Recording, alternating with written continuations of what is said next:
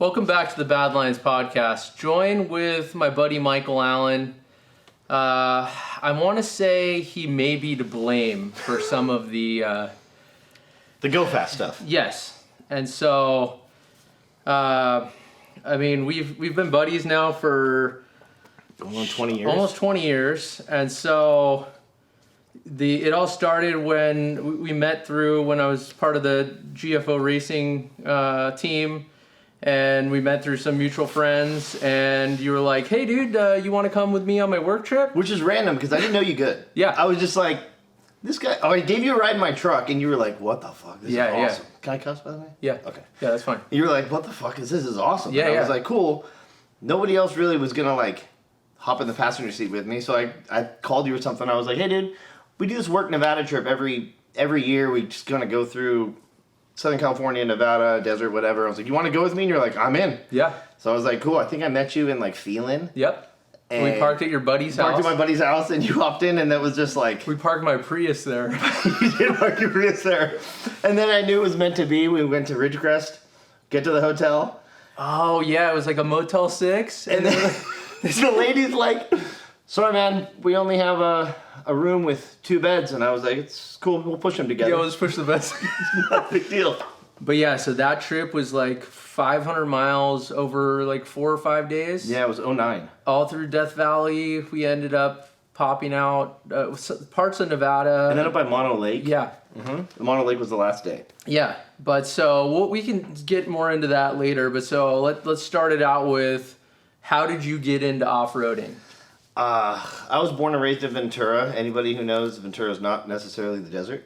It's there's the Ventura riverbed, and that's kind of my older brother and his friends were getting into pre-runners. I remember finding the original Desert People VHS and just watching it over and over and over and being like, what is this truck thing? I was always into dirt bikes. I've ridden since I was 4. And I just remember all of a sudden my brother got a Toyota, or first he had a Mazda, that we'll get into that. And then he got a Toyota 4x, and it was this is awesome. I would go with him in the riverbed in Ventura, him and a bunch of his friends, Eddie, and there's a bunch of other friends. And once I turned 16, so he wrecked his Mazda B2000 that he had a Fabtech upper arm on and put fiberglass on, where he found fiberglass for a Mazda, I don't know. Yeah. And I remember... It'd be the same as a Ranger, right? No, this is a pre-Ranger Mazda. This is it. B2000 80s Mazda. Got it. And he wrecked it through a fence, and it bent the frame. And I remember begging my dad, don't get rid of that truck. I want it for my first truck. I have to have it. So for some reason he kept it, and my brother got a Toyota 4x and went that route. And then I got this Mazda, and it was a bent upper arm that was Fabtech, and I tracked another upper arm down somewhere. We bent the frame back, and that was my pre-runner. It was sketchy. Real sketchy. And this is you and Brian Metro? No, this is before that. Okay. This is my junior year of high school. This would have been 02 or 03.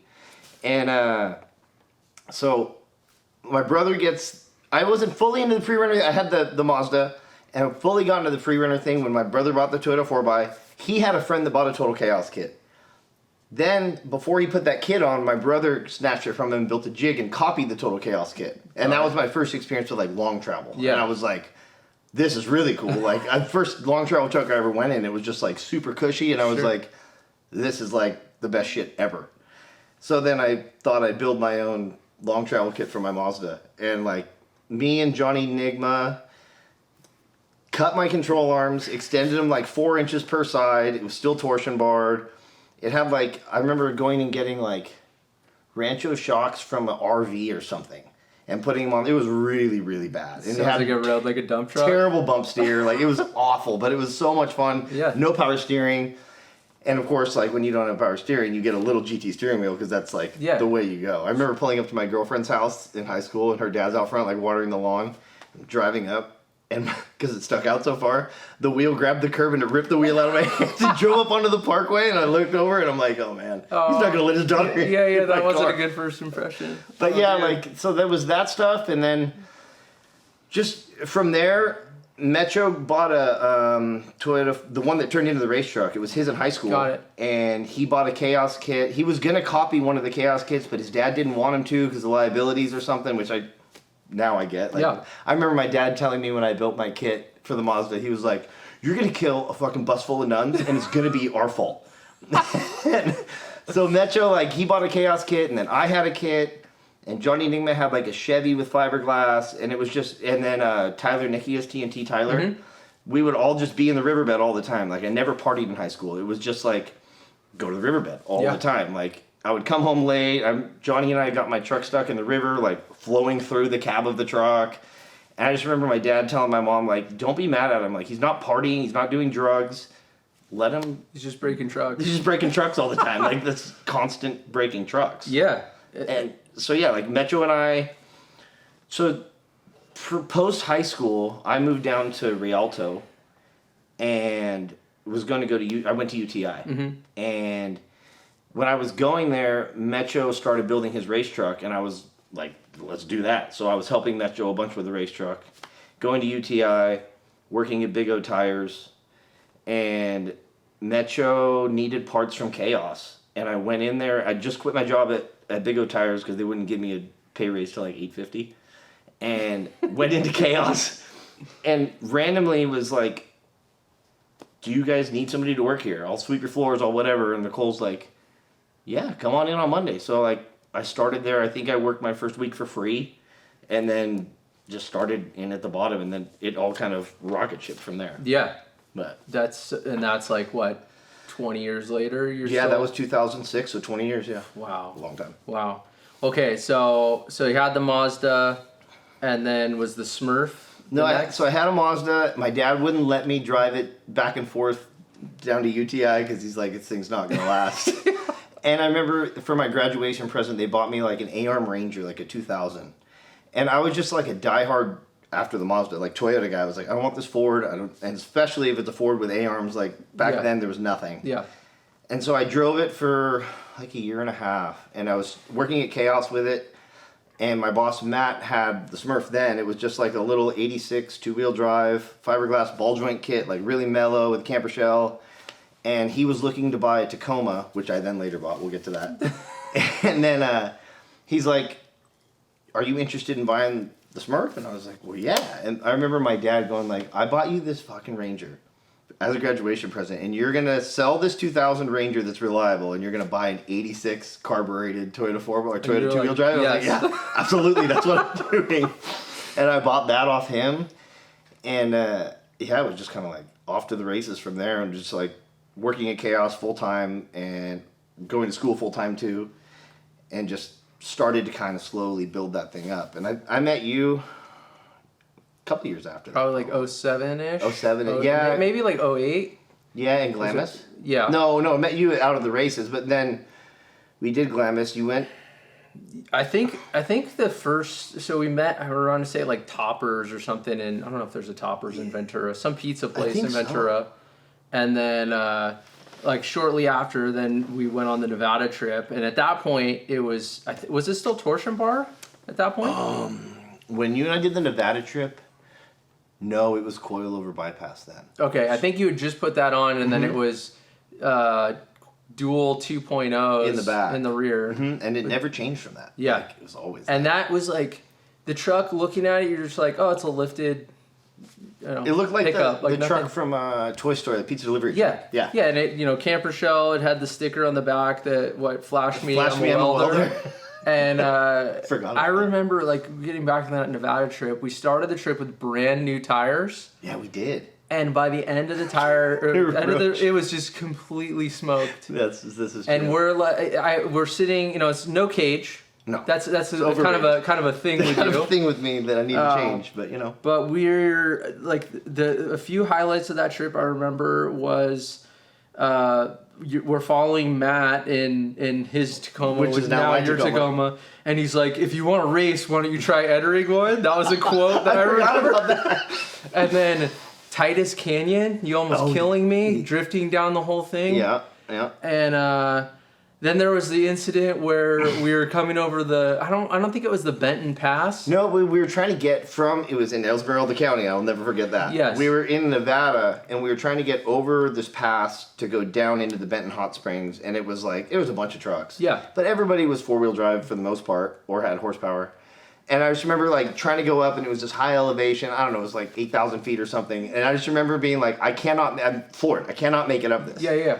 So then We hooked up 2 trucks. we hooked up first to Lamont, Yep. who's passed away. Rest in peace, Yeah, Timmy. rest in peace. And he couldn't pull us up. And then we hooked up another 4Runner to it, and both of them couldn't pull me up and over. So then everybody's like, dude, you're going to have to go back down and then around the pass to Benton Hot Springs. And I was frustrated with that. And I was like, Yeah. cool, whatever. Cool. So we turned around, and I was like, we're going to beat them. We're Yeah. going to beat them there. Yeah. So it's like S-turn dirt roads all the way down. Yeah, it's like 3-lane wide fire roads. So it's like Bombing down like My dream. doing like 75 drifting the It whole goes way downhill, down. yeah. And I just remember like drifting down the whole thing. We get to the highway and we hop on, and you like looked over and you're like, hey, I think there's a cop over there. I'm like, whatever, like we didn't do anything wrong. Drive for a few minutes and you're like, yeah man, he's coming. And I'm like, all right. He pulls us over and he's like, you know what the speed limit is off road in Nevada? I was like, I have no idea. And he's like, it's a lot less than you were going on those dirt roads. And I'm like, well, how do you know? And he's like, I trained in something like Yeah. visual something. He was like, I'm watching your dust come down the trail. And he gives me a ticket for, I don't know, excess speed off road or something like that. No, he gave you a ticket on the highway, and it was like 65 and a 55, Something or like that. And I just remember being really pissed off because I wanted to beat everybody there. So he left and turned around and went the other way.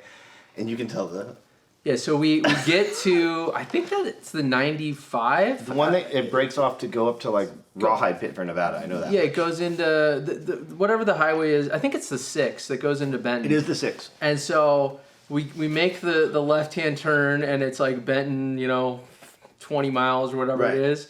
And you just veer off the road, and there's a 65-mile-an-hour sign, and you may or may not have nerfed it with your drive. And I'm like, oh, What the fuck you did doing? you just hit that? We knocked it over. And then you backed up, and you may or may not have smoked. We knocked it all the way down. This was on an undisclosed road in Mexico. But anyways, that was pretty funny. And so you were pissed for a bit, and then we got to the hot springs, and Nicole... No, she wasn't there. No, so she we got broke a her back. room. So we got a lovely little bungalow. We did, that's right. And then the next day we went... Some people went south, and then we ended up going north towards Mono with other people. Yeah. And it was all sandy. I remember being way sandy around Mono and sketch in the two-wheel drive. Yeah. I had always been a two-wheel drive guy until my Tacoma now, but like that's what got you into. Oh yeah. And so then we're like trips over. We're on 395, and then we were going back to Phelan. So once we went through Ridgecrest, we took the turn for the 395. Oh yeah. And we're like right by Ransburg. You're like kinda, just south of Ransburg, between Ransburg and Kramer's Junction. And there's like, you're just kind of, believe it or not, a little bit impatient. You're like, oh, this traffic. I'm like, dude, everybody's just kind of cruising. And so we get on the power line road and just start passing people. And they're doing like 60. Dude. And we're, keep in mind, no cage. They come up to a road crossing, and I'm like, oh shit, road crossing. And you just send it, dude. We jump the road and land, and people were just like, what the hell? Oh, dude? yeah. Yeah, so that was kind of my intro to pre-runner. So I got home from that trip. You bought a truck quick. I got home from that trip. I think Pat sent me the link to the mouse that was like on, I think it was on Craigslist. Something like that, yeah. And I went and bought it like 2 weeks later. I drove to Hesperia. I remember I met you up there. For $2,700. I think you went and looked at it. I think I went and looked at it and then met you up there, and I remember you were like, this is it, dude. Yeah. Because it already had a kit on it, and like that kit, so like, go back a long time, like, if you go back to like early long travel days, there wasn't really much. There was Downey Off-Road, there was FabTech that had the Ivan Dan kit, which was like the first real long travel kit for Toyotas. And then my boss Matt started making, my boss Matt's history is, he used to race Score and HDRA and a Nissan hardbody. That was before he learned to drive Toyotas. And then he started getting into Toyotas and started making long travel kits that were like bolt-on full long travel kits and like a lift spindle and everything. He used to work at Suspensions Unlimited and learned a lot from that. Like he worked with Danny Porter and a bunch of those guys. So like he started making the first real long travel kits, and like that's where the Smurf came from. And then he was the first one to do the Caddy 4-wheel drive kit and figure out like, oh, T100 axles bolt into a Toyota 4x if you just make it 3 and whatever over per side. And that was like a big deal. The 4-wheel drive stuff was a big deal back in the day. Sure. It still is. Yeah, it still is. But yeah, so that kit that's on the mouse was like back in the garage days. Yeah, I yeah. think. It was old. Like we can tell, like dating some of the arms. I've been there long enough to know, like, if I see a really old kit, I can look at it and go, oh, those have like this is before we had our own Uniball cups. Like these are Cartech Uniball cups, which Matt was buying them from them, and then we got a machine shop and then started doing it that way. So it's interesting to like date kits by what is on them. Like we date code everything now is stamped for like when it's made, and yours was so old it was like pre us having Uniball cups and everything. It was an old kit. Yeah, but so had the Smurf, and then because you've done some dirt bike racing, is that kind of throughout had been? I kind of like got into dirt bike racing in like 08, started doing a little bit, and then I kind of like probably 08 or 09-ish, started getting way more into that and was like, not over off-road, but like just way into racing dirt bikes. And then an opportunity came to sell my truck for way more money than it was worth. And so it got like parted out and the kit went somewhere else. And then somebody just sent me something. God, who was it? It was Desert Steve. Desert Steve sent me. He was like, so the truck went to a scrapyard with the bumper still on it, the engine and trans still in it. So he got the engine and trans mounts out of the junkyard and the bumper off of it out of the junkyard. So it still lives on somewhere. Yeah. The rest of it's in a cube. Exactly. Well, what's funny about that truck is like I got it with the ball joint kit. And then for my bonus one year for Christmas, they gave me a lift spindle Uniball kit, which is like what the mouse has. And then I drove it like that for a while. It had like dual 2.0 emulsion Foxes on it, which like it worked good. But then it was like, I want to do a coilover. And then Nicole's like, well, what if we figure out a coilover bypass? Which is not like Dan Vance's Kung Fu kit. His is like a coilover inside, bypass outside. Mm-hmm. She's like, I want to use our regular Uniball kit and do side by side. So we had to get rid of the cross shaft on the upper arm, because yours is still cross shaft, yeah. Got rid of the cross shaft and made a wider upper arm so I could put a coilover bypass on it.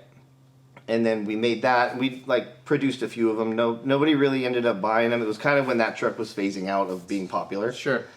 And once it was coilover bypass, it was really good. The thing ripped. It was really crazy. Fun. That was really, really. That was when like met you out in Lucerne, jumping in on the lake bed like over and over and over again. I have photos. With Kayla in it too, like nonstop. In Glamis, just sending too. it. Yeah. And that was like the truck's peak. It had like you said, dual 2.0s in the back that took me forever to figure out the valving on, because it was like no bed cage, like full bed, because I raced dirt bikes and stuff and still wanted to race. And it was dual 2.0s angled way back. They weren't emulsions, they were reservoir shocks. And I had to revalve them like 6 times to get them right. And once it was right, like, not being cocky, but like that thing worked really fucking good. Yeah. Really good. For what it was, it worked really, really good. Yeah, I remember. And no power steering. Yeah. What are you going to do? Yeah. It's a good truck. And then so after that, I sold that and then got really into dirt bikes for a while. And I bought like what year was that? 2000 Tacoma? 99 Tacoma? And it was basically stock. It had an upper arm on it, coilover. And that was like my dirt bike transport truck. And I did that for probably 7 years, and then my boss... You even raced King of the Motos. I raced King of the Motos. I won the amateur class 1 year. That was fun. Like, I was into hard enduro stuff, off-road stuff. Never really good at motocross. But so King of the Motos, what was that like? It was fucked. It looks like it was... I did it 2-3 times, and like the first time I did it, it was just like, I'm into riding hard stuff. Like, I'm good with it. And I just remember being so smoked. Like, I was the last finisher they pulled everybody else off, and I like just made the last check or whatever. And I came in at nighttime, like, miserable, so tired. I bet. But it was like, they were like, you're the last finisher, but you're the only amateur finisher. So I was like, oh, okay, that's cool. Yeah. So that was fun. And how many, that's like what, 100 and something start? Yeah, it was a lot of people that started. And then it's like 20 I think there were like finish? 20 or 30 finished, yeah. It was bad. I was like into that for a while. Yeah. And then my boss Matt, another truck, because he always gives me shit for the Smurf. He's like, you just buy my trucks and you ruin them and then you get rid of them. So he had the Smurf, and then that went away, and then I had a 99 Tacoma, and then I ended up selling that because Matt was selling his 2000 Tacoma that I have now. And he's like, you want to buy it? And I was like, yeah, I'll buy that one. And it was, I mean, he kind of built it. It was stock width. It was stock upper, stock lower. Before we did a stock lower for it, he like took the stock lower arm, cut the pivots off, put polyurethane pivots on it. It was dual shock in the front, and then spring over in the back with like dual shocks kind of in the wheel well. Mm-hmm. And I remember being like, "This is cool, Matt, but now I'm gonna fuck it all up and make it way better. I'm gonna make it better. Make it better." And we ended up getting. We came up with a 1-inch wider kit for a project that we can't really talk about, but ended up with a 1-inch wider kit. And we built, and he actually, when he had the truck, he built an extra one for him because he was going to put it on, and then he never did. So when I bought the truck, the kit came with it. Mm. And so I figured that out. It's 1 inch wider per side. It uses like the Tundra inner CV joint, so it goes to a 6-ball instead of a tripod joint.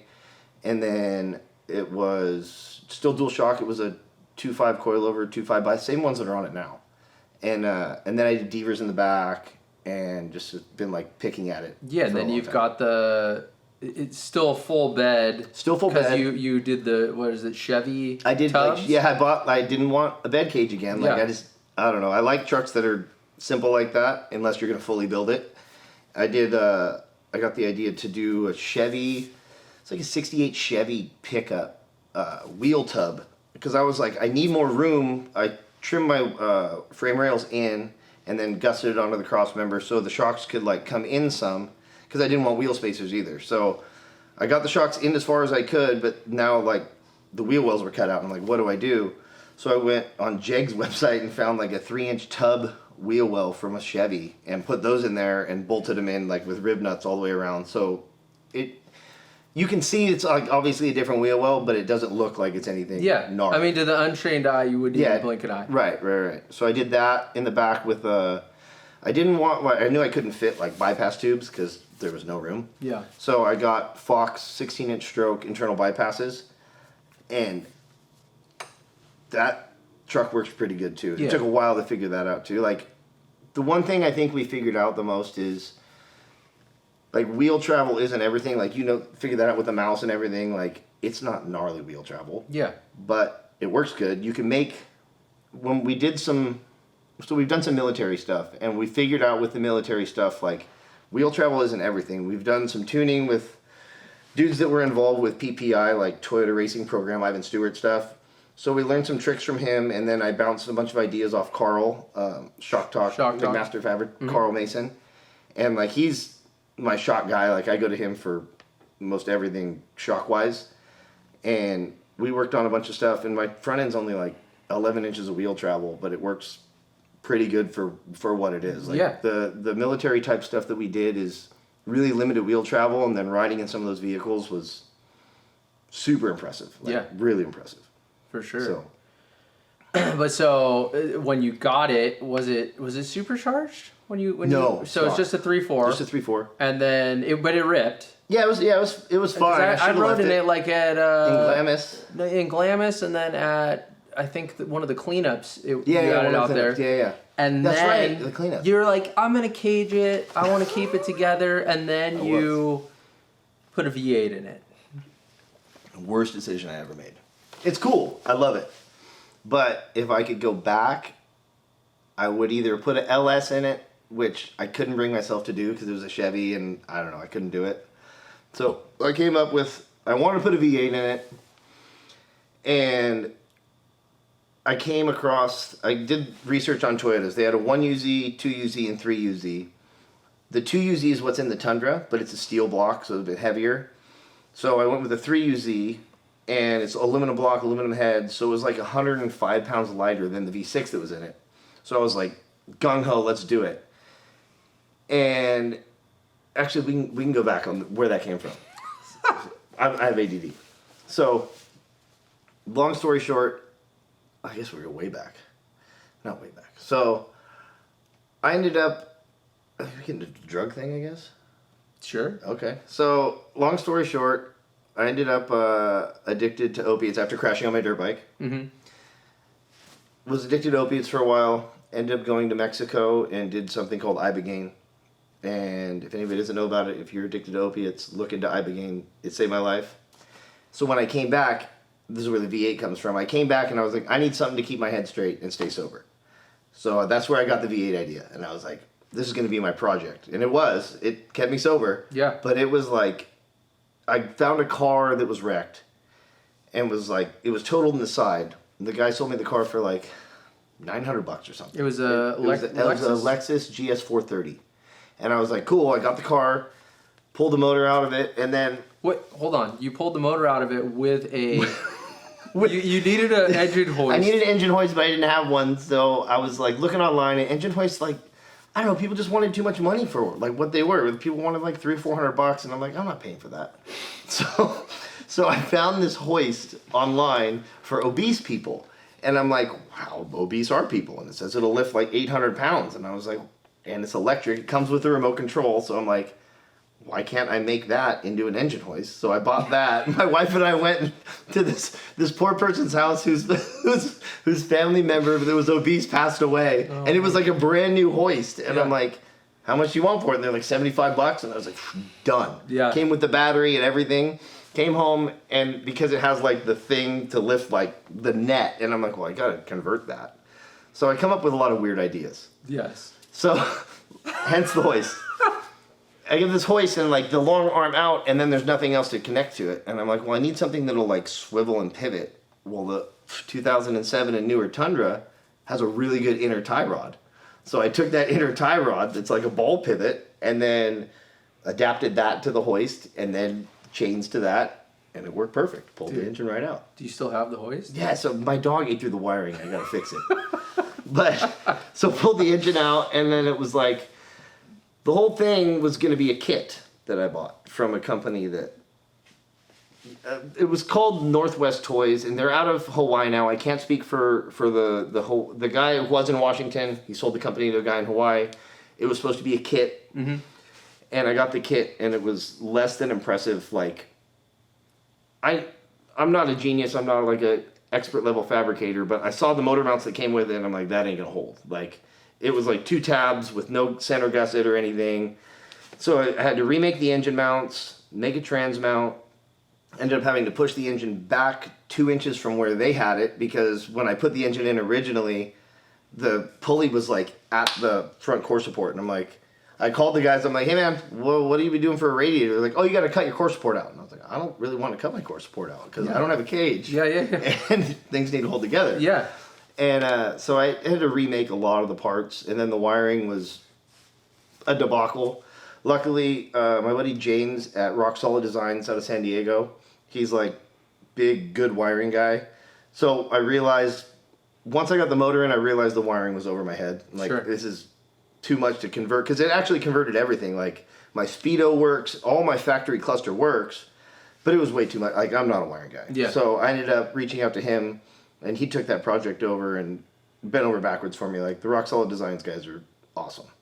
So he wired it up, and it's kind of been a project ever since. Like, keeping it cool is an issue because there's not a lot of room in there between the radiator and the engine. I need to put a mechanical fan on it. I haven't perfected it yet. Let's say. But you've had it done for... I've had it done for a year, no, 2 years now. Yeah, 2 years now. So, like, I've driven it, I've, like, had it out and about. It doesn't like summertime to stay cool, so, like, I'm working on the cooling stuff now. It's been sitting in my driveway. Got it. And you said your clutch, you blew up I did blow up a clutch. Yeah. I went through a clutch in, like, I don't know, less than a year. And, like, I abused the truck for sure, but I knew something wasn't right. Yeah. Yes. But I found out what they didn't tell me when I did the conversion is they gave me a bell housing, but they didn't tell me like where the clutch arm pivots in the bell housing. They didn't tell me that needed to be milled down a little bit. So when I was driving it, there was always like a little bit of pressure on the clutch the whole time. So it was almost like micro slipping the whole time. Got it. So that was the issue with that. Put a clutch in it. It's better now. It's just been a project. If I could go back, I'd probably just put a supercharger on the V6 and be done with it. But yeah, but now you got a cool V8. Now I got a cool V8. You can do burnouts anywhere. Yeah. I mean, I guess you could do that in the V6, but not as good. Yeah, what are you gonna do? You know. But so 20 years at Total Chaos, and so what's that been like? Ups and downs, and yeah. Now it's been good. Like, I started there when I was helping Metro out with stuff and sweeping floors. and then went into like basic fabrication, like cutting stuff, bending stuff, notching stuff. Then my boss Matt taught me how to weld, so I started welding like simple little accessories, shackles, stuff like that, and then went into welding control arms. Then it was like full production uppers and lower control arms with Keith that works there. Mm-hmm. And then from there, God, like 8 years ago now, I kind of moved up into R&D with my boss Matt, and can kind of tinker with stuff. And the uniball conversion was a big one. That was a fun project. It was like something that Matt was like, I looked into in the past. I don't think the juice is worth the squeeze. It's kind of a pain because of all the angles for the cup, and like there's no room in that area underneath the CV joint. And so he had kind of shelved his idea, and I was like, I think there's something there. And I had a Tacoma at the time, and I'm like, there's something there. Like, I want this for my truck because lower ball joints are known to fail on those Tacomas, the first gen Tacomas. And I'm like, I want to make my own. So I started kind of tinkering on it. Like Matt would go to Car Tech or something, and I had it under my bench. I'd tinker with it. And then one day he came back from somewhere, and I didn't think he was supposed to be back. And he's like, what do you do? I was on the mill or on the lathe, and he's like, what are you making? And I was like, nah, nothing. And he's like, well, if you're spending company time, like, I need to see what you're doing. So I kind of like presented it to him, and it was rough. So rough that like the first one, I needed 1-inch material, but we didn't have any 1-inch material, and I wasn't going to ask for it. So I like got 2 pieces of 1/2-inch material and tigged it together, and then like milled the uniball cup in there at an angle. And he's like, he looks at it, and then I'm like, here, I'll show you on my truck. So I like bolted up to my truck, and he kind of like, there's something there. All right, well, let's invest some time into it. And like, once he saw that it was viable, they were like, yeah, let's do it. Yeah. So they put all the support behind me, and it was like a 1.5-year project. And then I finished it right before another Nevada trip. Actually, right before, so Timmy passed away, mm-hmm. and they had like a memorial trip for him. And I was almost done with it like the month leading up to it. And I'm like, I think I can finish it before then. And I'm like, sketchy. Like, I only made one side of it. And Matt's like, well, how sure are you that it's going to work? I was like, oh, sure enough. So I like bolted one side together and then threw my wife and kid in the truck, and we went to Nevada. Yeah. And it worked, and it was like, holy shit, like this could actually be a thing. And then came back and then ended up 3D scanning it and making all the prototype and all that. And that's been a cool one. Like, I'm really, really proud of. That was like the first project that they like fully let me take over and do from scratch. And that was really, really fun. And it meant a lot that they trusted me enough to like spend company time, spend company money, figure it out, and now it's selling. So that's been a cool one to see. And you guys have sold quite a few of them. Yeah, we sold quite a few of those. Those have been good. That's awesome. So you've gone from the shop sweet boy to my nickname used to be Minion. Yeah, like it was just like I remember that on the Nevada trip. Yeah, I was the shop bitch. Yeah, like, and I was Patrick Starr because I was like, that's right. I think at the time I was Timmy's like, kids drew a picture. I think I was like 50 pounds heavier. It's a little morbidly obese. That's true. I still am, but you know. No. But so, but that's funny. Yeah, you were Minion, and that back to that trip real quick. That was the best. Like that was. I had done other off-road trips, but I had. You were a rover guy then. Yeah, I was like into four-wheeling. Yeah. Like light four-wheeling. Mind you, he scared the shit out of. I don't do. Oh yeah. That's the best part about this guy. This guy will scare the shit out of you in his truck, but the moment you get in, I get with someone else, you're like. Yeah, dude, I'm a terrible passenger, especially when it comes to slow rock crawling shit. Yeah. I remember Metro would take me in like their green Jeep and stuff, and I would be terrified. Don't be such a bitch, dude. Dude, I don't like it's gonna be fine. I don't like the tipping and just don't put your hands out. It's fine. And then what about the cleanup? Not your cleanup, the cleanup. Where I had washing machines on top of the truck. Oh, yeah. I have photos of all that. I think that was in like 2010. And so we were out there with Clean Desert, and this is way before Bad Lines. Yeah, way before. And so we're out there cleaning up, and it was like off a Hodge. We find like a full like kitchen like site. There's like dishwasher, washer machine, and you're just like, I'll just throw it on the roof. And so you have all this shit on the roof, and you're still like doing these like 180s on the fire road. Oh, that truck was that's my one regret, honestly, is getting rid of that truck. Yeah. And you remind me about it all the time. Oh yeah, daily. Every time I talk to you. I know. When I was out of off-road, it was like You're like, so when are you gonna off road again? Are you just? Well, yeah, because I built the mouse, like, I had it, and then I remember it was the night race, 2010 night race where it wasn't like caged or anything. It was black at that point. Is that when you broke the shock off in the back? Yes, that same trip. But I remember being at your camp. Like I think we did the pre-run lap, and then my battery, like the inner fender, was literally falling out, and I'm back at your camp fixing it, and then somebody comes up and they're like, "You're supposed to be back at camp," and I'm like, "For what?" And then I go back to camp and everybody's saying me happy birthday, and I was hanging out with you. But yeah, you're the problem, and basically once I experienced, it's like you see the pre-runner and you're like, oh, that's cool. People don't know until you like do it. Ride in one, and especially if you ride in one for multiple days, and it's just like, oh my god, this you realize is insane. like what a truck is capable of. Like I have a stock T100 right now. I forgot what it's like to drive a stock truck. Yeah. I'm like bombing into driveways and just like smacking and bouncing now. I'm like, oh my god, I forgot what it's like to drive a stock truck. Yeah. And it's pretty terrible. It is super impressive. I remember like I said, driving to my brother's truck when he had the knockoff caddy. I always joke with Matt and Nicole that the only reason I got a job there is because my brother knocked off a Total Chaos kit. Yeah. But like, it's something like when you get in like not a nice pre-runner, anything that works halfway decent is so impressive. Yeah. And I mean, during the time of Metro and I had the kind of a falling out with the race truck thing, and then I started helping Dan Vance a little bit, and then Dan went through a bunch of different motor variations, but I would help him prep all the time. I was always going back and forth to Long Beach, and that Dan's truck was the first, I think, real race truck that first real race truck that I got a ride in. Like Metro's was cool. But it was pretty basic at that point. It wasn't like Dan's truck. Like, it was Kung Fu, Dan's like truck before the last truck he had. And I remember being like, holy shit, this thing is like unreal fast and works unreal good. Yeah. And then got to the point where, I don't know, he's so dumb that he let me drive it sometimes. Like, not during a race or anything, but he would let me like, we go out and Glamis or go testing and he let me drive it. And I remember like kind of honing my skills race car driving in that and being like, holy shit, this is really cool. Like, just like you said, with going from like a stock truck or a rock crawler to a pre-runner, I remember going from a pre-runner to a race truck and going like, whoa, you can go really fast through all these things. Sure. Like, super. No, and I mean, the only like really fast truck I've ever driven is Metro's, and this is like after he had the center mount.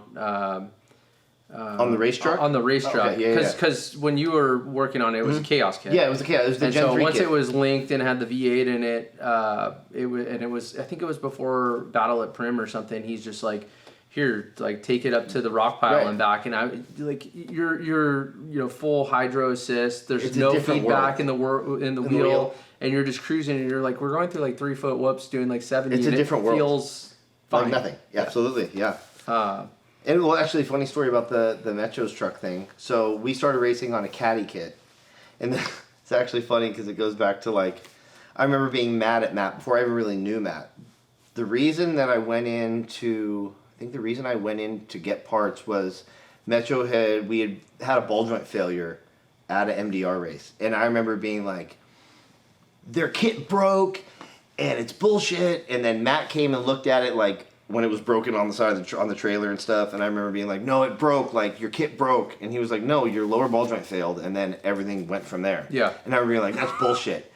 And now looking at it, I'm like, no shit, the lower ball joint broke, you idiots. Like, they were probably old ball joints, and that's the same design as the Tacoma when you put a coilover on it, and it's like, of course it's going to fail.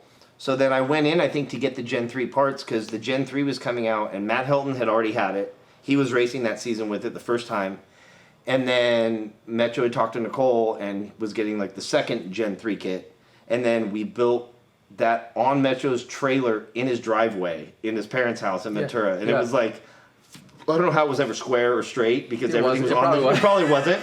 And it was like, then I remember putting it on there and it was like almost too wide for the trailer and it was a whole thing. But like, that was, I think, why I went in there was to get Gen 3 parts for the first time and then ended up getting a job there. Yeah. And then you're still there. And still 20 years later. That's nuts. But so, and then at Chaos, you're doing obviously all the work on the day-to-day at the shop and working on cool stuff, but you guys do a ton of cool trips, like the Rebel Rally. The Rebel Rally, we do that. Like, Nicole helps out Emily with, like, the course routing. So, which is cool because it shows her kind of a bunch of cool Nevada trails and stuff that not a lot of people see. Because, like, Southern California is all destroyed with bumps. Mm-hmm. And because people are going to hate this, UTVs have ruined the Southern California desert. It's just like everything is stutter bumps and everything is jacked. So, like, if you can go to Nevada or some places in California that haven't been roached by UTVs, it's so fun just to find, like, a good 2-track or whatever that hasn't been destroyed. Sure. So, like, they find a bunch of stuff throughout Nevada and Southern California and stuff that isn't super roached. And they do the rally, and we kind of support the last few days, usually in Glamis, because it's hard to get, like, media through the dunes and stuff to be able to, like, film the vehicles and stuff. So Nicole and I will go out there in her Tacoma, the 2014 Tacoma Morocco Taco, and then she lets me drive the Tundra, and we'll put media people in the cars so we can go and they can film different aspects of where they are in the dunes, because most of the cars out there are stock and aren't getting... But yeah, so we were a little hiccup. We were talking about the in Glamis, the Rebel. Oh yeah, the Rebel Rally, and it's a female. It's a female only rally, and it's point to point. To be 100% frank, I don't exactly know how it works per se, because it's based off, like, it's not a race because they don't have roll cages or anything like that. Sure. The women are given basically compasses and a OG map that they can draw on. So, like, in the morning, Emily, the lady who runs the rally, will give them their basically lat long points. And instead of having, like, a GPS you type it into, they have to, like, plot it out using the lat long on the map and say, okay, this checkpoint's going to be here, this checkpoint's going to be here, and then they have to navigate to it throughout the day and figure out where it is on a map, which I would fail. Yeah, that's actually pretty gnarly. It's super gnarly. Like, I couldn't do it. Yeah. And especially in the dunes, because, like, they'll plot a point, like, at the swing set in the dunes, and there'll be people have never been there before, and they'll be like, go to this point. Like, how do you navigate there? You have to use, like, headings, like, look at the mountains in the background and see where that point is and take a heading there and go that direction. Like, yeah, and you're out there in the big dunes. I'm in the big dunes, and I'm cheating because I have all the GPS points on my phone, and I'm like, I'm just going there. Like, that's fine with me. And so you're driving like media. A Crew Max Tundra. Yeah, Crew Max Tundra that's long travel and everything. So with 37, that's a big girl. It's a big truck, and, like, we've gone into all the big dunes. Like, you and I went in my Tacoma in that thing, and, like, you just have to kind of figure out. You have to choose carefully your lines where you're going, because that thing is so big you don't want to get stuck. Yeah. I've gotten stuck, like, I think I've gotten stuck 2 times with media people in there, and it's super embarrassing, and then you have to start digging out, and they're in there, like, with all the camera equipment, like, they're not going to get out and dig, so, like, it's just on you to dig. Yeah. That's kind of a thing. So just don't get stuck. Just don't get stuck. Yeah. That's the easiest way to go about it. And it's cool, like, it's cool taking the media members, because most of them are not, like, off-road media. They're, like, they'll have Sports Illustrated or whatever. People will come out who have never experienced anything off-road. So they're in this truck, and they're like, what the hell is this? Like, they've never even been off-road at all. Yeah. And now we're, like, launching through the dunes. Which I mean, not that I know anything about off-road, but I've been doing it for, like, the better part of 2 decades. Yeah. Like, 3-4 years ago in your Tacoma before you put the V8 in it. Oh, I met you guys out there. You met us out there, and you're like, hey, dude, you want to go on a night run? It's you and your son. And my son's in the 3rd seat. And so we go to Olds. With oh my God, why am I drawing a blank? In the F-150. Carlos. Yeah, we went to Carlos. Yeah. So you're like, oh, let's take the back way to Olds. Like, don't go, like, down Sand Highway and cut in. We'll go, like, over by vendor area. Yeah, vendor area, and then just, like, kind of shoot over there. Yeah. And so we start going, and you're like, oh, it's fine, and we lose all of them. And then we go to Olds, and then we just blast around there for a little bit, just us. Yeah. And then you just keep going further into the big dunes, and I'm thinking, like, dude, your son at the time's like 4. No, he was probably like 2.5 or 3. Yeah, and he's chilling. Yeah, I made this 3rd seat in my truck, like, after I had my son, and I'm like, I want him to experience all this with me, but, like, I'm not supposed to be in the front seat, and plus I'm going to have other people with me, so I built this, like, chromoly structure in the back that held his car seat It may or may not have been ratchet strapped in, but ratchet straps are strong. Yeah. So it was like, it's like a third bucket seat in between. It's extra cab truck, so it's like in between the passenger and driver, and he sits back like a amphitheater seating, so he sees like everything. Yeah. So if we roll, his head's the first to crush. You know. Stop. But yeah, so anyways, where I'm going with this is like I've been through some stuff off road, and you scared the shit out of me like 3 years ago. I like what you could do in that truck. Like you're just so fun. A special being. I don't know. Well, it's all the time that Nicole and I spent in the dunes. Like I wasn't really a dune person. Like we went out there when I had the Smurf and stuff in like 07, 08, whatever. And like I could get around in the Smurf and like the little dunes. Yeah. And once I started going out there with her, like Nicole's done the Gazelle Rally in Morocco. And she took our Tacoma. Her and, before Jesse Combs passed, her and Jesse Combs went and did the Gazelle Rally in Africa. So she's a really good dune driver, and I learned a lot from her, like following her around the dunes and choosing lines and figuring out where to go. And like, I'm not Robbie Gordon in Dakar, but like I can figure out how to get through the dunes and know what to do and where to go. And like, the most important thing is like knowing when to bail out. Like if you're going to go up something and be like, this isn't going to happen, just bail out and go another way. Because a lot of people will just like, I'm going to make it, and then just bury themselves and then back into a witch's eye, and then they're screwed. Yeah.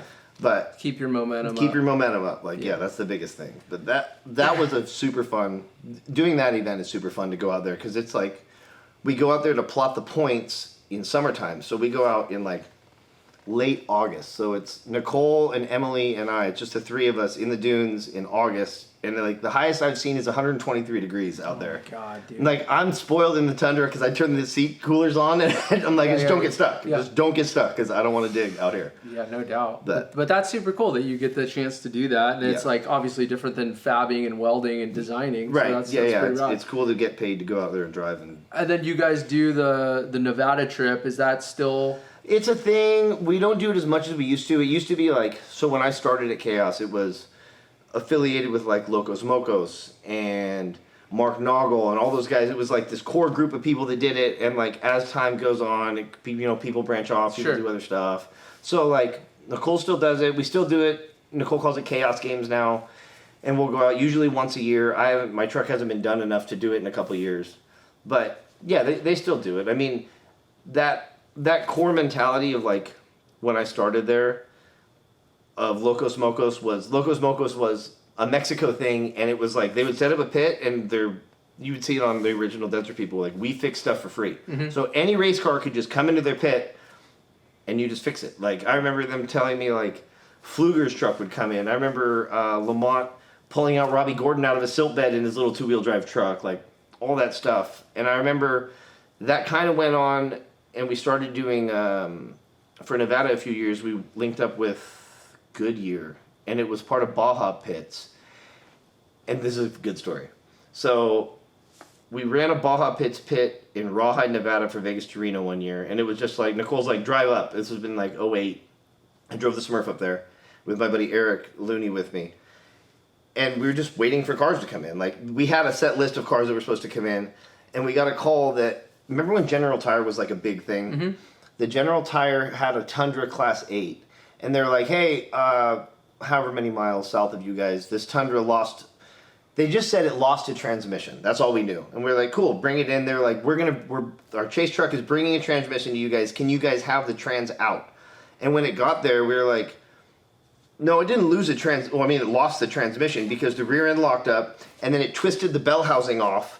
And it lost the transmission because the transmission wasn't connected to the engine anymore. Oh. So we were like, you're going to need more than just a trans. So it was like, it got there and we fixed stuff for free. So it's kind of like, fix it how you can. So I'm under there and like, we pulled the trans, we pulled the diff, the axles, splines had twisted. So it was a bitch to get the axles out.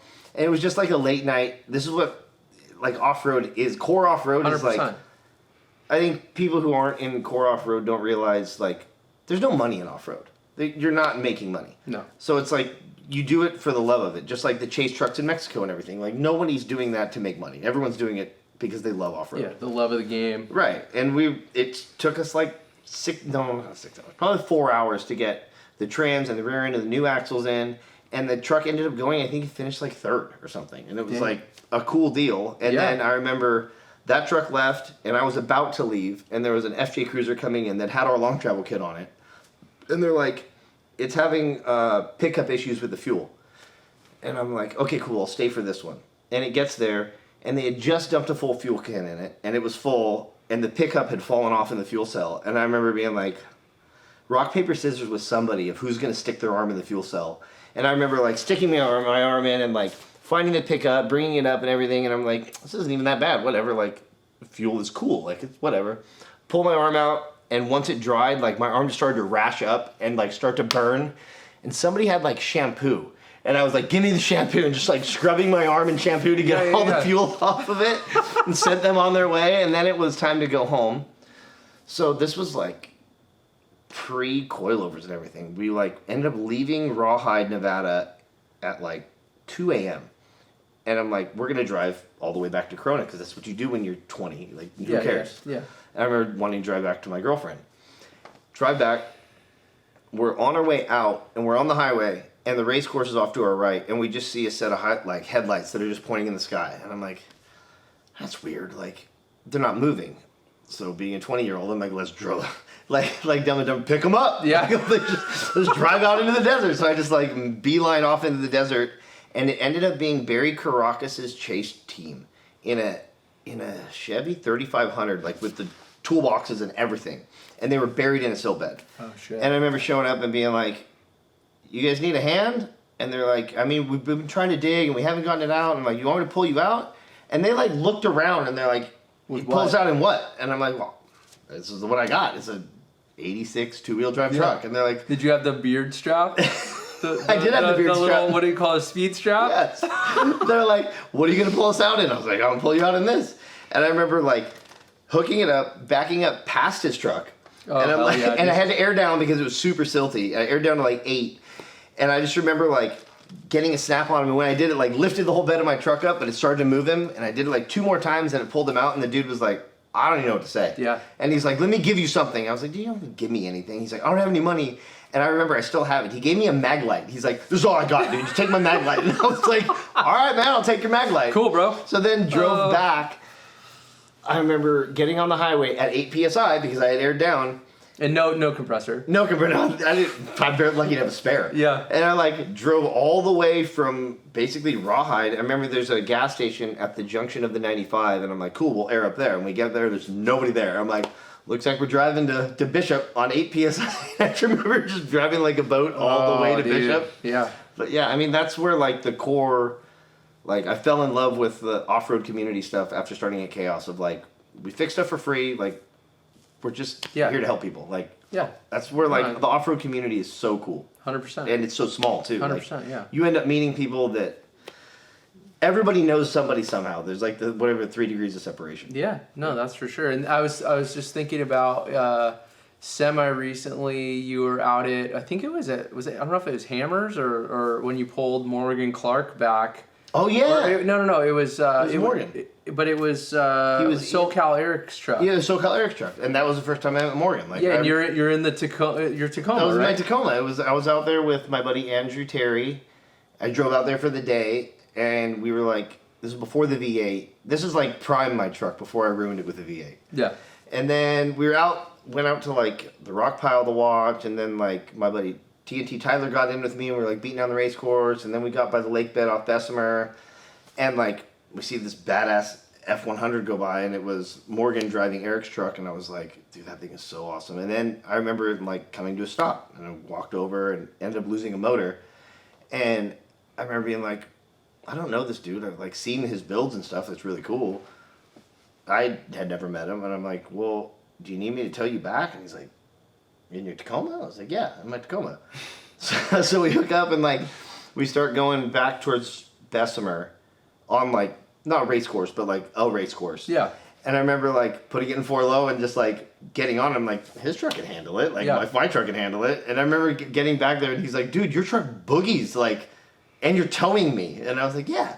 So we got back to Bessemer, and then somebody else hopped in Eric's truck, and I towed him all the way out Bessemer to the highway, all the way down the highway to what is that? Where King of the Hammers Boone is? Road. Boone Road, and then all Dude, the way. that's a mission. And then all the way into Boone Road, and then randomly, like, dropped them off, whatever, went and hung out, and then went because I like to find random roads. So like my buddy Andrew and I left and we're heading home, and we went down like the Morongo way.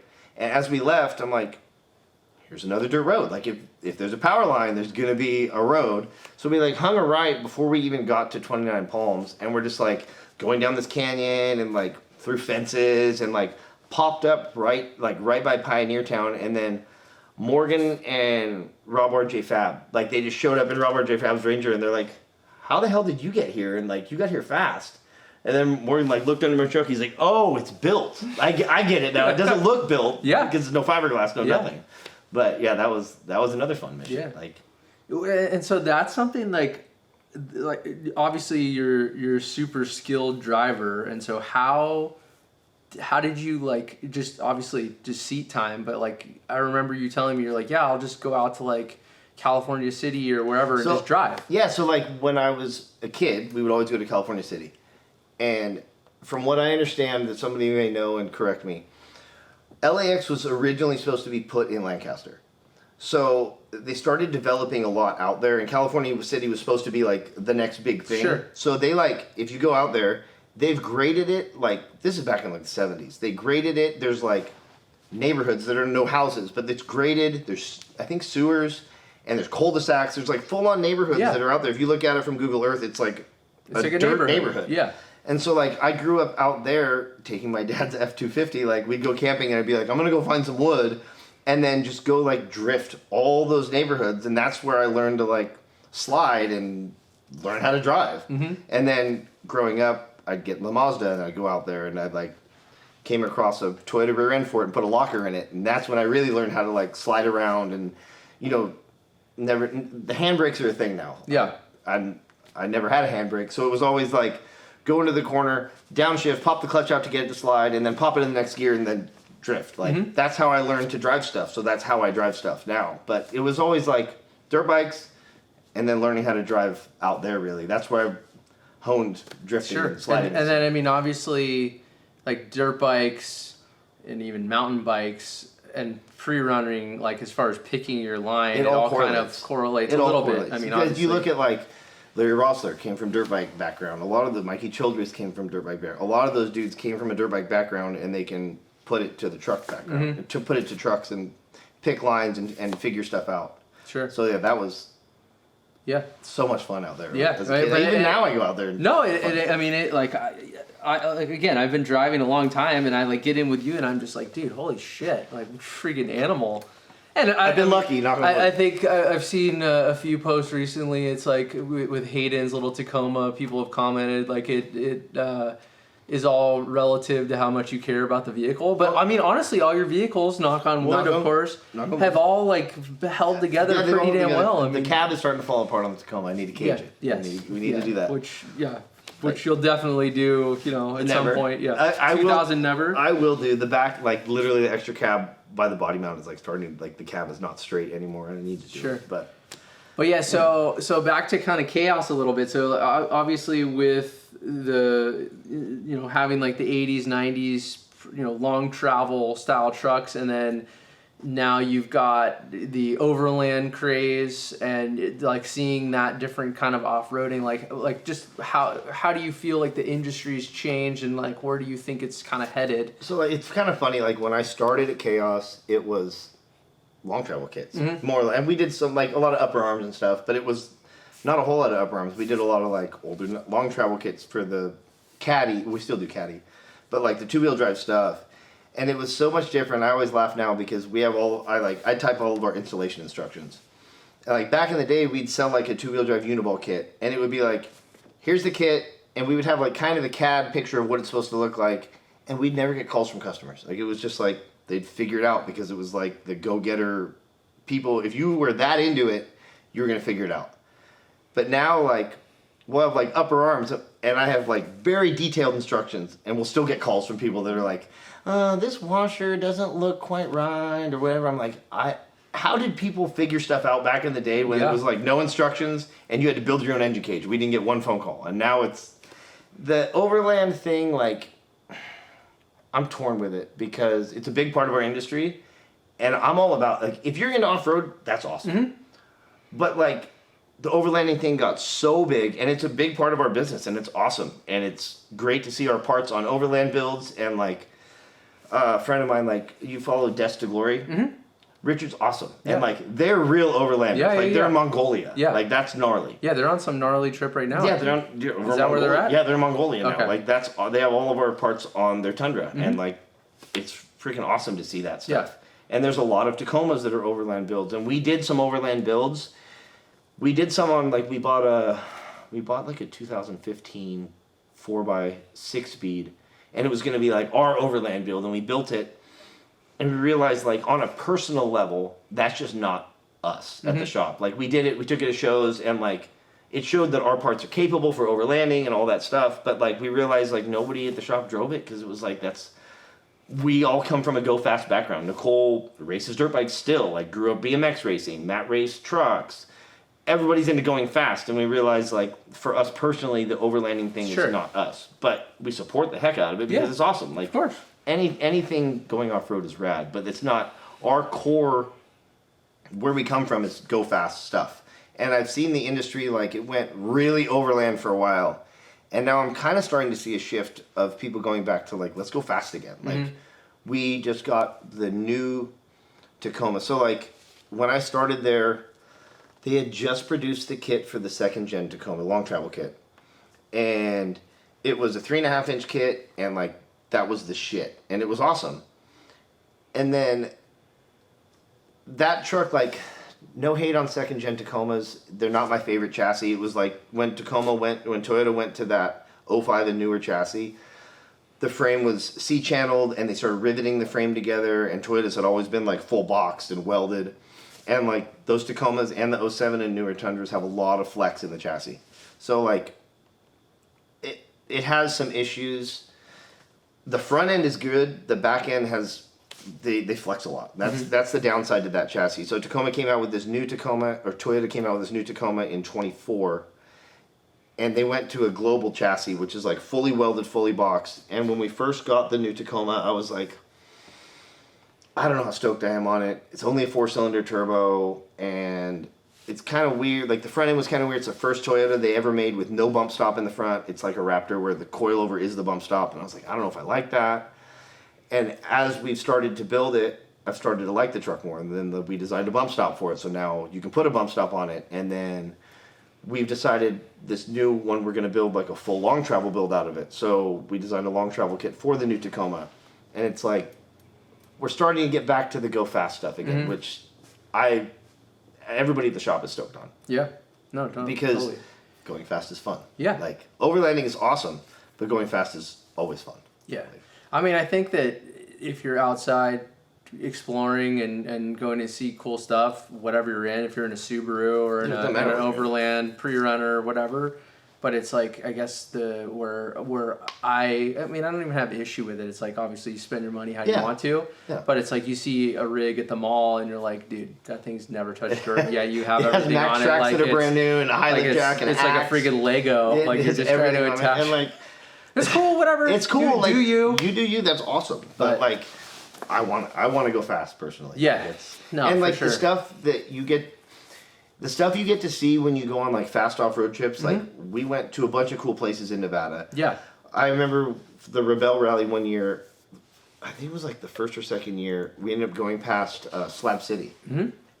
Dude, I was like, what is this place? Yeah. And like, we go from there and then we go to the dunes and then we're over here and it's like fast-paced stuff and it's fun. Like you get to see so much stuff. So with all the overland like gear, so like in the Mouse, like I'm going out with a full camp chef with a rooftop tent, and I've got gas cans and this and that, and it's like I'm not driving the truck that fast, but if I do hit a rut that I didn't see, it's no big deal because the truck's ready to take it. It's not that big of a deal, right? Or there's a giant G out that if you had, less suspension, it's going to be a bad day. Right. And I experienced that when I had the Rover. Yeah. Like, we did Mojave Road in the Rover, and I remember cruising across the lake bed by Traveler's Monument, and we're hauling ass. It's a dry lake bed. Right. And then all of a sudden there's this G out, and we hit it, and we jump, And we land, and we Balance. almost launched the coil bucket in the Rovers. It's held on with like 4 bolts. I freaking almost launched that thing through the hood. The roof rack shifted. I couldn't open the doors. And then, I think about like now, if I did the same thing in the mouse, I just would have been laughing. It would have been fine. Right. So it's like, to me, the more of the go fast setup is not even just to go fast, but just to kind of those oh shit moments. To be capable. And then as far as like the Chaos kit that's meant on the mouse, like that thing, the only time I've killed it is when I lawn darted it in Pismo, right. And it was like, I think something along the lines of like 40 to 50 feet to front bumper. Right. And I ripped the strut frame. And that was like the one basically ripped the strut frame, broke the shock shaft. Yep. Bent the lower arm mount. The lower arm mount. Yep. Because now it's uniball. And so I hit you up, and that was in like, I think that was in 2012 or 2013, and you're like, oh, I think I've got an old Dan Vance strut frame. Right. That was all gusseted. It's all gusseted, and now that can't rip out. And I remember I sent you the kit, and you looked everything over, and like the upper's a little tweaked, but you're like, it's fine. And so I'm still running it. Yeah. And the mount, the lower mount, the bushing was completely smoked, so I just hole sawed it out and put a uniball. That's what Dan Vance ended up doing in his race truck too, because he did the same thing. I think he broke the Heim joint in one of the races or something, and then it bent the frame, so he ended up going to the same thing. Yeah. I mean, it's not perfect, but it drives relatively straight down the road, so it works. It's fine. And I mean, I think one of the I'm trying to think, what was the trip when we went to Prim with Keith? Would that have been Nevada? That was, I think, just shortly after. That was in 2009 also. I made a YouTube video, and I just found it recently. It was in 2009. Yeah, I'll send it to you. I didn't even know that. Yeah, it's got it has Raining Blood, Slayer. I think I remember that. I just remember going, like, I picked you up again, probably in Ridgecrest. No, in Victorville. Somewhere. No, you picked me up at my house. I did. I drove all the way here. You're right. Yes. I forgot all about that. Yeah, you picked me up at my house, and then we jammed out there, and we made it from Barstow to Prim on the dirt in like 2.5 hours. Yeah. It was because that was when I started realizing, like, in Southern California, anywhere there's power lines, there's gonna be a road. Yeah. And it was like we got off at like Peggy Sue's Diner or something, and it was like those power lines that head that way, and it was like I knew that was there because I had done it in my truck with the dirt bike on the back, and because it was like I think I figured it out because there was a car accident on the 15, and somebody was like, the 15 shut down, and I was like, I gotta get home, and I was like, out the back of Whiskey Pete's was that power line road, and I was like, cool, and I remember driving it home and being like, oh shit, this is a fun trip. Like, it wasn't like gnarly beat up or anything. So we did it years later. We went out to Vegas for Frozen Fury, which is where the Kings and the Avalanche played at the MGM. And we're like, oh, we don't want to sit in the Vegas traffic. So we took the pre-runners. It was Mikey with the Bronco, myself, and then I can't remember who else, but there was like gnarly rain ruts on that whole thing. And like, dude, it was sketch. Yeah. So we did it. Look before you leap is what I meant.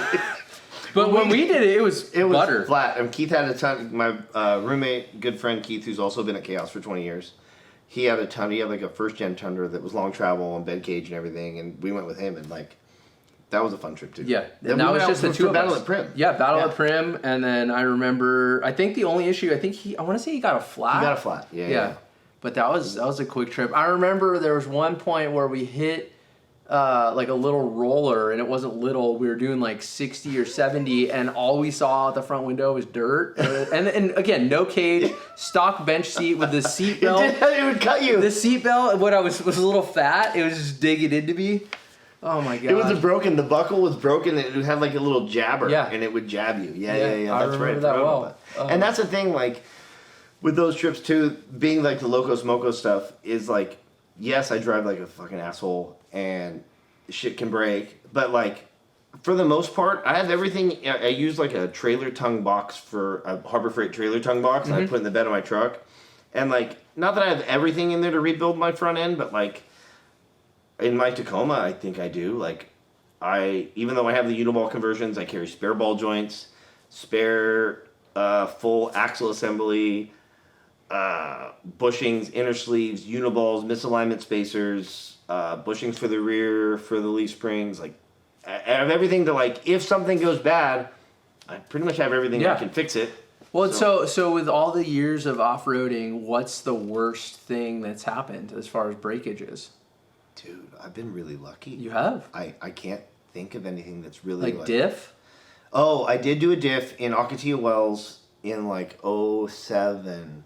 We were driving like all the chaos people were out there for a weekend, and we were driving like through these little canyons, and I didn't see a rock, and I tagged it with the rear diff so bad that like you have your differential, and then you have the housing, and it peeled the housing back from the diff, and like all the oil. I remembered you made like a diaper for So it. all the oil came out of it, like all the oil came out. And I remember being like, we're in the middle of nowhere and all the oil is out of it. Well, I'm kind of screwed, but I got to get back to camp. So I just remember being like, well, the diff can't get that hot if you drive slow. So I just drove in first gear for like 2 hours. I had one of my old coworkers, Rory, with me. And we just drove all the way back to camp. It took 2 hours to get back. And I remember being like, well, I don't have an axle housing with me. Yeah. So I bummed like paper plates off somebody's motorhome, and then I had a whole bunch of RTV that was in my toolbox, and just like cleaned it all off with brake clean that I had, RTV'd like the gap that was there, and then put a paper plate on it, and then RTV'd over the paper plate. It was like a paper mache project. Dude, it was so bad. Oh. And then the worst part is it didn't leak. So I drove on that for like 3 or 4 months. It's like a forever fix. Before I found a rear axle that I wanted. Because I ended up getting the same axle you have in the 5-lug Taquito. You have that axle in the mouse. Yeah. I ended up finding that same rear end I put in that. Because that was 5 on 4.5. Yeah. Because it was 2-wheel drive. Right, yeah. Got it, yeah. So I ended up finding that and then putting a locker in that. Those are hard to find. They're hard to find, yeah. Yeah. And it was cool for that truck because then it was actually wider. Yeah. And but what is it? It's the S Runner or the X Runner or a base model 5-lug. 5-lug, Yeah. which Yeah. you would think there'd be more, but those trucks are bad, I was but looking at something yesterday. It was like on Instagram, and it was talking about cars for clunkers, and I don't know if it was true, but it was saying like it had all the different, like a bunch of different makes, like Chrysler, like 30,000 have been like not submitted but collected. Oh yeah. And then it had a bunch of Toyotas, and it was like what? Like it was probably bullshit, but it's like most of the Toyotas are out there running.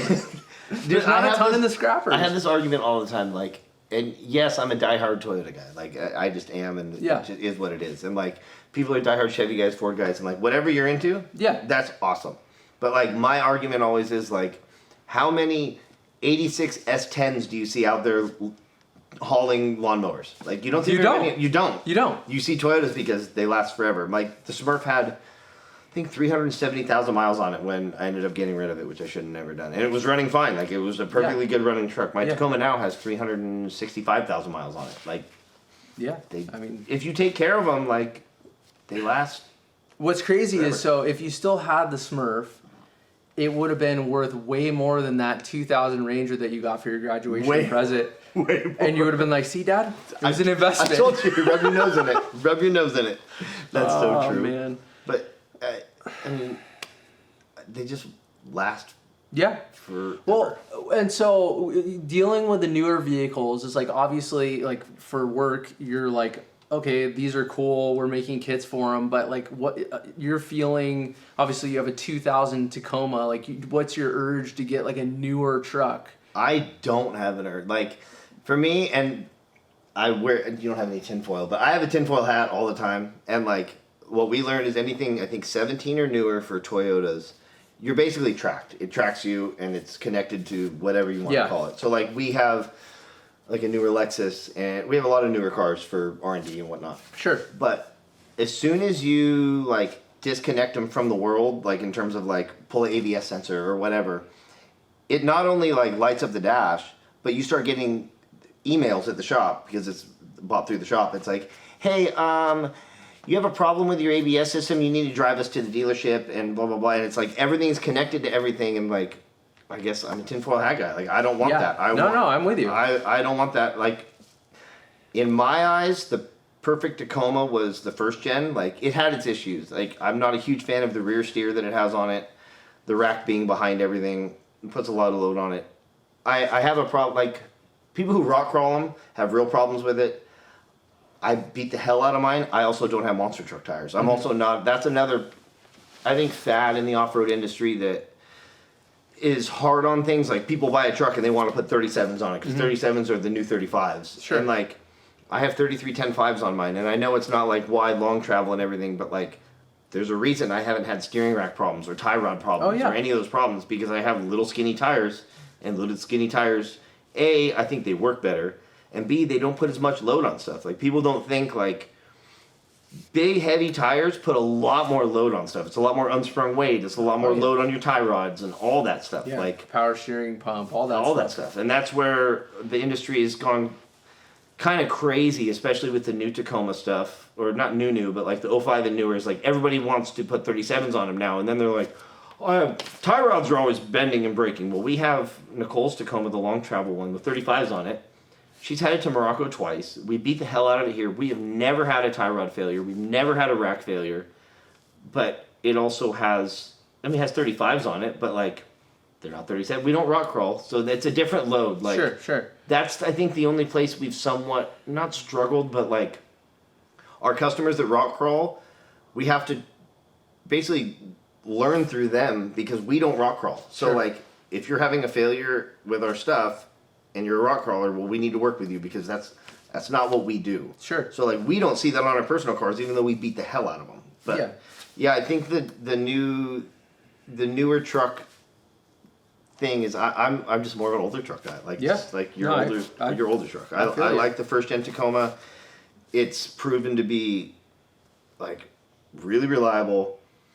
The chassis is good because it's boxed most of the way back, and I beat the hell out of mine and haven't had a problem with it. Yeah, can confirm. Yeah, can confirm. Sure. But so what do you got kind of going on next for like any trips coming up or any projects? Just getting my Tacoma right. Yeah. Like my buddy Brian, who owns Phoenix Auto Works, like he used to be a Toyota Master Tech, started a shop next to ours, which has been like the best thing ever because like if it's something like, I'm a fabricator, not a mechanic. Like if it's something above my, like, I'm not pulling the whole engine apart. I'm not doing, like, could I do it? Probably, but it's not my specialty. So like that stuff goes to him. So like right now I need a cam phaser and a few things. So the whole front cover's got to come off. So I trade work with him. It's like if he needs tools or stuff fabricated, I'll do it for him, and then we trade. He'll work on my truck. So it needs a cam phaser to go to him, and then after that I need to figure out the mechanical fan. I've been told that I can put a Mercedes Sprinter fan on it that'll fit in that area, and then it should stay cool, and that's the next project. Sure. I mean, in terms of stuff, I was doing the leaf spring thing for a while. Like that's another weird one that I came up with kind of through wanting the rear end to work better. Is like leaf springs have a lot of drag on them. Like leaf springs, obviously, as they droop and flex, they drag on each other, and I was like, there's got to be a way to get rid of some of that.